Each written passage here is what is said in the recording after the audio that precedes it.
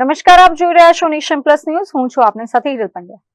અષાઢી બીજના પર્વે સમગ્ર ગુજરાત હરિભક્તિના રંગે રંગાવા જઈ રહ્યું છે. ત્યારે ભાવનગરમાં યોજાનારી રાજ્યની બીજા નંબરની સૌથી મોટી 41મી રથયાત્રાને લઈને ભક્તોમાં ભારે ઉત્સાહ જોવા મળી રહ્યો છે.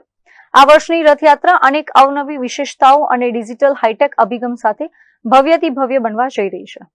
ભાવનગરની આ વર્ષની 41મી રથયાત્રા ખૂબ જ ખાસ અને ઐતિહાસિક રહેવાની છે. આ વર્ષે ભગવાન જગન્નાથજી, ભાઈ બલભદ્ર અને બહેન સુભદ્રાજી હાઈટેક રથમાં બિરાજમાન થઈને નગરચર્યા નીકળશે. આ નવો રથ શાસ્ત્રોમાં અત્યંત પવિત્ર માનવામાં આવતા સવનના લાકડામાંથી ખાસ તૈયાર કરવામાં આવ્યો છે.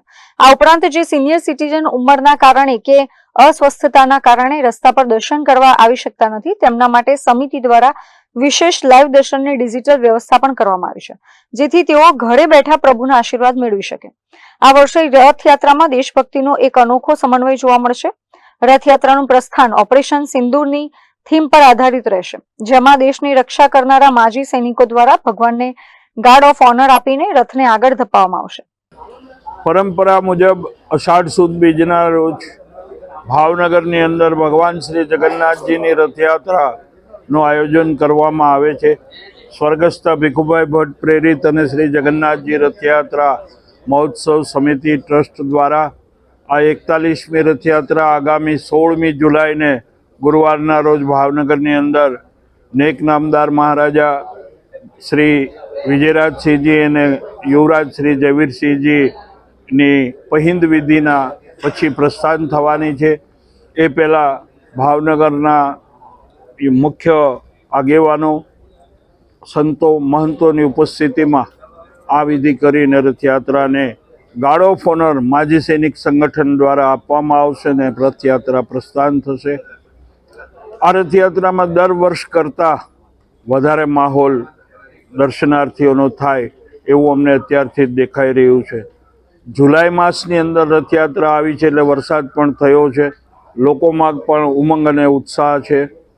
ઠેર ઠેર સંસ્થાઓ, મંડળો, વેપારી એસોસિએશનો, સોસાયટીઓ દ્વારા ભગવાનનું એ સ્વાગત થવાનું છે અને આખા રથયાત્રાના રૂટ ઉપર પ્રસાદીની વગેરેની વ્યવસ્થા અત્યારથી જ લોકો કરી રહ્યા છે. દર વર્ષ મુજબ આપણે ભાવનગરને કેસરિયા માહોલથી જે રીતે રંગીએ છીએ એ પ્રમાણે સ્વાગત કમાનો, ગેટ, વેપારીઓ દ્વારા એ બધી જે સ્પોન્સરશીપ પણ આપવામાં આવે છે અને ભાવનગરને કેસરિયા માહોલથી રંગાઈ રહ્યું છે. વાત કરીએ તો આ વખતે જે બિનજરૂરી ટ્રક છે એની છટણી કરવામાં આવી છે.